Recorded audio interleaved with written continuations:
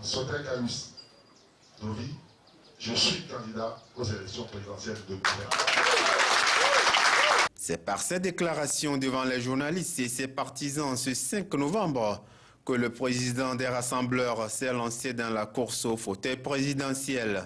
Constitué de partis politiques, des organisations de la société civile, de la diaspora et d'autres acteurs venus d'horizons divers, les rassembleurs, par cette candidature de leur champion, ne comptent plus assister en spectateur à la vie politique du pays. Cette candidature est motivée, selon le candidat, par le désir d'impulser une autre forme de gouvernance au pays, notamment dans le domaine économique. Nous allons appliquer ensemble un programme économique à visage humain qui donnera aux Togolais et aux Togolaises et Togolais les grandes orientations qui mènent à la prospérité. Nous allons appliquer ensemble un programme juridique qui donne au peuple la sécurité d'entreprendre et la joie de travailler.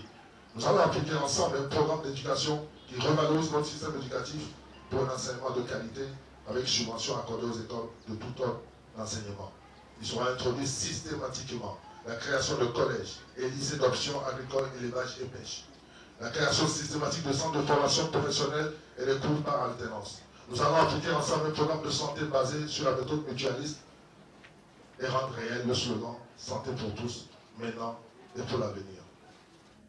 Cette rencontre avec les médias est également l'occasion pour le candidat déclaré de dérouler son programme d'action. Nous allons implanter dans les 5 régions un centre hospitalier et un centre universitaire moderne. Nous allons appliquer l'ensemble d'un programme de revalorisation des arts et cultures avec l'implantation des centres culturels et musées dans les 5 régions du pays. Nous allons appliquer ensemble un programme d'habitat basé sur la construction de 100 000 logements sur toute l'étendue du territoire. Nous allons appliquer ensemble un programme spécial basé sur le développement de l'agriculture et l'élevage. Nous allons ensemble intensifier le programme d'électrification dans les zones rurales et cela passera par la construction de centrales électriques. Nous allons ensemble appliquer une politique d'adduction d'eau potable dans tout le pays. Il faut rappeler qu'ils sont déjà plus de 8 candidats déclarés à la prochaine présidentielle, dont le premier tour est prévu entre le 19 février et le 5 mars 2020. Et voilà, vous avez donc une idée sur notre invité du jour, Monsieur Dovi. Bonjour. Bonjour et merci pour m'avoir invité. Merci à vous d'avoir fait les déplacements. C'est pas facile d'avoir avec nous en studio peut-être le prochain président du Togo. Alors, les rassembleurs, c'est quoi au juste? Alors, les rassembleurs, c'est une coalition, d'accord, qui est composée des partis politiques, des organisations de la société civile, des associations, des femmes et des hommes, y compris de la diaspora. Voilà, c'est un regroupement de partis politiques, d'associations. Alors, quels sont ces partis politiques? C'est un peu comme la C14 ou c'est quoi?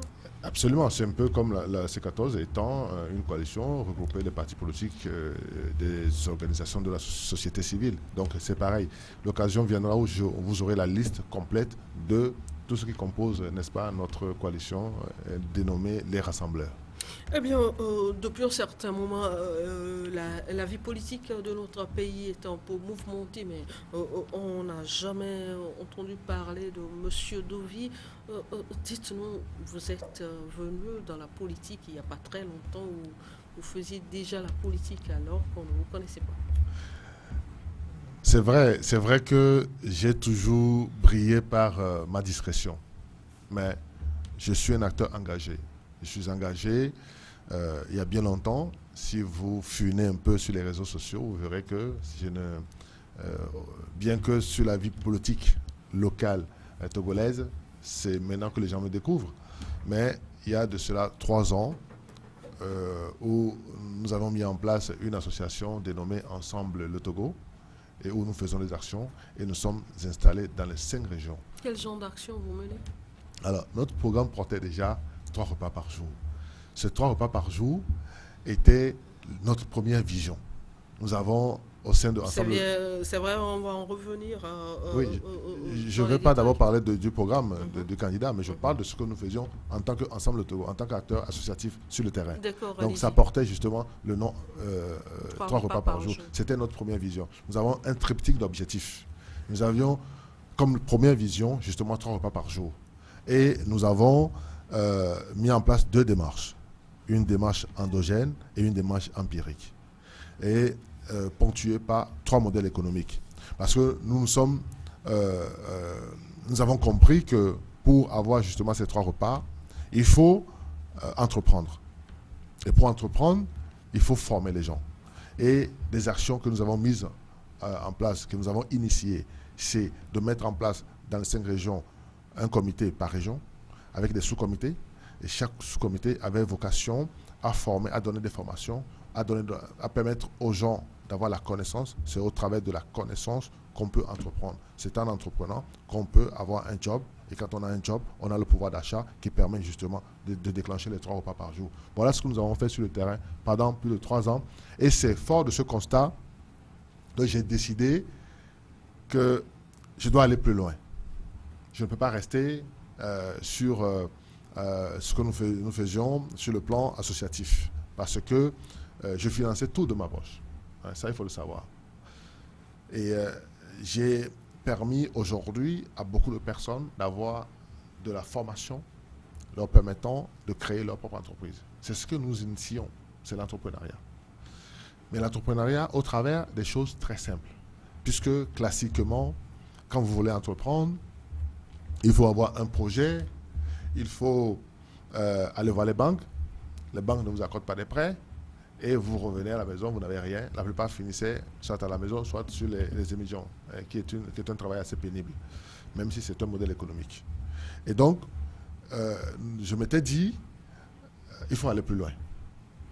C'est en cela que je suis passé de l'acteur associatif à l'acteur politique aujourd'hui, pour marquer, pour montrer que, en ayant été sur le terrain, j'ai écouté l'expression des besoins des populations. Ces expressions me disaient que nous avions faim, nous n'avons pas les moyens. On n'a pas assez investi dans l'humain. On n'a pas assez investi dans le travail. L'insertion des jeunes dans le processus professionnel n'a pas été à cœur des gens qui nous ont gouvernés jusqu'alors. Et donc, il faut faire autre chose. Il faut changer de paradigme. Il faut changer de façon de faire. Il faut changer de façon de penser, de consommer et de produire. C'est en cela que je suis rentré en politique pour montrer que c'est possible. On peut faire autrement. Mais il faut changer. C'est ce que disait Einstein à chaque fois. C'est une folie d'espérer un résultat différent quand on fait toujours la même chose. Nous avions toujours fait la même chose jusqu'alors. Si ça avait produit un résultat différent, ça se saurait. Et force est de constater qu'on a une misère qui s'installe, un chômage qui est galopant et la pauvreté qui est exponentielle. Doit-on rester là? Moi aussi, de mon côté, je dois me dire, je me contente de ce qui est fait? Non, c'est pour cela que je suis passé de l'acteur associatif à l'acteur politique. Mais du fait qu'on ne me connaisse pas sur le plan politique, n'est pas un handicap. C'est pas un handicap pour moi. Dites-moi, vous êtes un Togolais résident au Togo ou vous êtes plus de la diaspora? J'étais de la diaspora.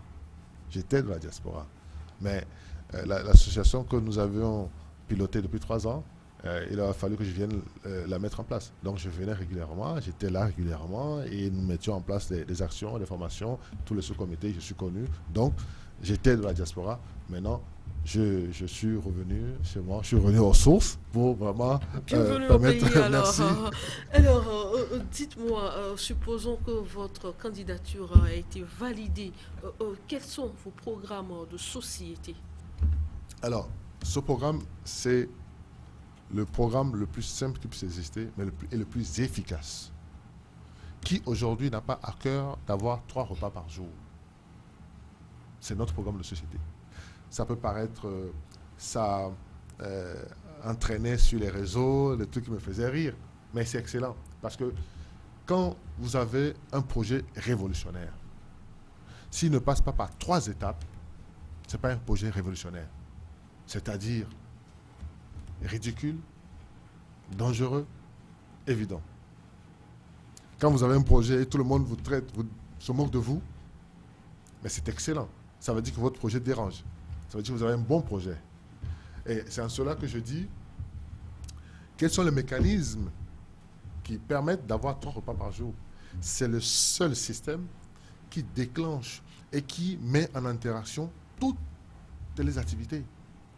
Alors, 3 repas par jour, est-ce qu'il y aura un centre où les Togolais iront de Lomé à Saint-Cassé prendre la nourriture matin, midi et soir? Parce que je suppose que 3 repas par jour, c'est le petit déjeuner, le déjeuner et le dîner.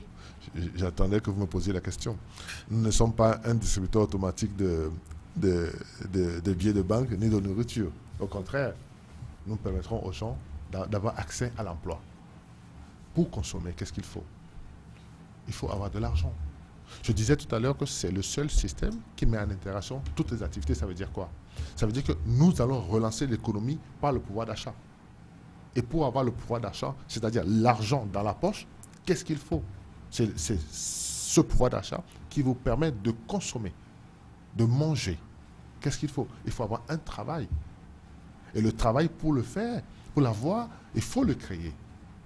Et pour le créer, encore faut-il avoir la connaissance nécessaire ou les moyens nécessaires qui vous permettent de créer. Si on n'a pas les moyens, il faut que l'État initie, il faut que l'État injecte l'argent dans les infrastructures physiques qui vont générer des emplois. Si vous avez des ponts à construire, des barrages hydroélectriques, des écoles, des centres universitaires, les chefs d'entreprise qui ont ce marché vont embaucher. Et ça crée de l'emploi. En créant de l'emploi, vous permettez aux gens d'avoir le pouvoir d'achat nécessaire pour pouvoir s'octroyer les 3 repas par jour. 3 repas par jour, ça ne veut pas dire... Nous disons dans Ensemble le Togo que nous ne donnons pas à manger. Quand j'étais président d'Ensemble le Togo, nous ne donnons pas à manger. Mais nous faisons comme disaient les Chinois, il vaut mieux apprendre à un homme à savoir pêcher le poisson que de lui donner le poisson. Et c'est pour ça que nous avons mis au cœur de notre projet la connaissance. C'est la connaissance qui permet de créer son emploi. Et c'est ce que nous proposons. Mon projet de société, c'est l'humain, c'est l'homme. Et c'est la valeur du travail qui est au cœur de mon projet. C'est quand on a un travail, il vaut mieux avoir un travail et pouvoir avoir l'autosuffisance alimentaire, parce que quand vous avez ce qui vous permet de manger, vous êtes autonome. Vous pouvez même ne rien manger parce que vous savez que vous en avez. Mais si vous ne mangez pas parce que vous n'en avez pas, c'est grave. Vous comprenez? Donc, on devient voleur. Voilà, où ça entraîne des comportements qu'on voit dans la société. Donc nous, notre projet de société, c'est un projet sensé qui déclenche justement la croissance économique par le pouvoir d'achat. C'est le cœur. Il faut comprendre que nous allons investir. Et ce que nous proposons aujourd'hui, c'est de sortir de l'ancien système de la BCEAO. C'est pour ça qu'une des actions premières que nous allons prendre d'entrée, c'est la création d'une banque nationale. Et c'est cette banque nationale qui va investir dans les infrastructures physiques, dans l'agriculture, dans l'industrie et dans la manufacture. Ce que nous appelons le crédit productif. Un crédit qui vous permet d'avoir accès aux affaires, d'améliorer votre productivité et de faire en sorte que l'État ne soit pas endetté. Aujourd'hui, nous sommes dans un cercle infernal d'endettement qui ne permet pas à l'État de créer de l'emploi. Même avec la vocation, avec tout ce qu'ils ont aujourd'hui, avec l'état d'endettement que nous avons, nous ne pourrons pas créer suffisamment d'emplois à la population togolaise. Et ça, c'est un constat amer qui est là. C'est fort de ce constat que j'ai décidé d'y aller et d'apporter d'autres innovations qui permettront au peuple togolais d'avoir l'emploi et de ne pas finir les journées devant les maisons ou sur les émissions. Vous voyez, c'est malheureux ce que nous... Voilà, vous parlez de création d'emplois. Dites-moi, est-ce qu'on peut entreprendre quelque chose si on n'a pas une formation? Merci, c'est le cœur. Je l'ai dit tout à l'heure, j'ai parlé de la connaissance, j'ai parlé de la formation. Nous allons initier la formation. D'abord, il faut proposer aux jeunes. Je dis que je suis le candidat des jeunes. Les jeunes qui sortent de l'école et qui n'ont pas la possibilité de rentrer dans le marché de l'emploi, d'avoir une insertion professionnelle, ces jeunes-là, automatiquement, qu'est-ce qu'ils font? On doit avoir un centre d'orientation et d'information composé des psychologues qui automatiquement prennent en charge les jeunes, discutent avec eux, détectent en eux ce qui correspond, quelle formation il leur faut, quelle formation correspond à leur niveau, à leur talent, et on leur propose une formation, c'est l'État qui accompagne. C'est à l'issue de cette formation professionnelle, on rentre d'entrée dans la vie professionnelle. C'est comme ça qu'on peut avoir un emploi. Donc, c'est d'abord la formation professionnelle qui est essentielle pour beaucoup de jeunes. Ensuite, investir dans l'humain, dans l'infrastructure physique, auprès des agriculteurs pour développer sur le plan local, l'économie locale, la consommation de ce que nous produisons. C'est ce qui va développer l'économie locale et qui va créer de l'emploi dans la ruralité, des formations pour les jeunes qui sortent du cursus scolaire. Vous voyez, c'est un ensemble de choses qui font que l'on peut avoir les 3 repas par jour. Eh bien, peut-être une dernière question, M. Dovi. Nombreux sont ces candidats-là qui parlent d'assainissement du cadre électoral. Vous, à votre niveau, quelle action menez-vous pour que ce cadre électoral soit assaini? Il est bien évident que le candidat de la coalition des rassembleurs a participé à toutes les tables rondes qui étaient initiées par l'archevêque émérite Monseigneur Podjoro, et nous avions participé et nous avons mis en place 2 commissions. Une commission de dialogue et une commission de la gestion des crises, si tant est qu'il y a une crise. Donc notre revendication est d'abord de revoir le recensement au lieu de la révision proposée par le gouvernement. Nous voulons qu'il y ait recensement et que ce processus s'arrête immédiatement et qu'on procède d'abord par un recensement. Ensuite, un recensement communal, commune par commune, puisque les votes se font dans les communes. Donc c'est dans les communes de chaque municipalité qui doit avoir un recensement, savoir le nombre de candidats, le nombre d'électeurs possibles, potentiels dans sa commune. Et c'est en cela que nous pourrions avoir une transparence au niveau des votes. Donc j'ai participé avec tous les acteurs, c'est une première fois qu'on a réuni autour d'une table toutes les forces démocratiques de la société civile, des femmes du marché et des formations politiques. Donc j'ai participé, je ne suis pas esselé, je fais les choses avec les autres, puisque ce que nous avons en commun en ayant cette pluralité de candidats, c'est la transparence des élections. Donc j'ai participé à tous ces travaux et nous attendons que le gouvernement puisse entendre nos revendications, nos exigences, afin que nous puissions rentrer dans un processus normal.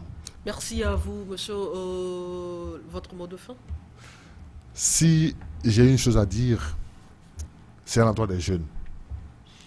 Depuis que j'ai lancé ma candidature, j'observe que les jeunes sont désespérés et ils ne savent plus à quel sens se vouer.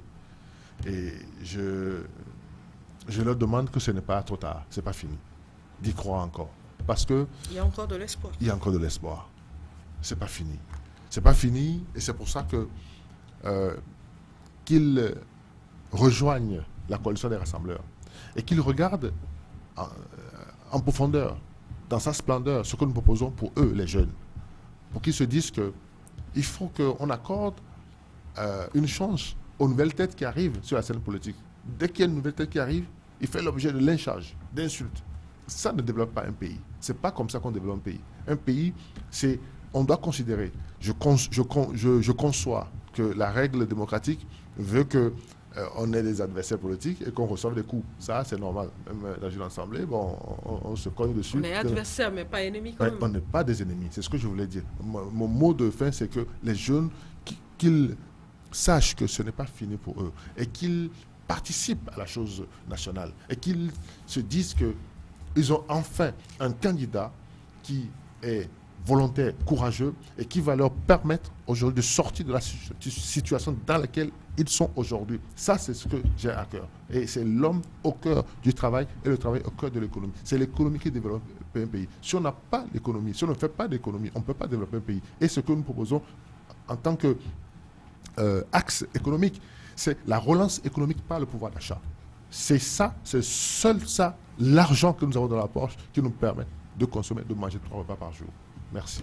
Merci à vous, M. Dovi. Je rappelle que vous êtes le président de la coalition Les Rassembleurs. Mesdames et messieurs, ainsi s'achève le magazine d'information de ce dimanche.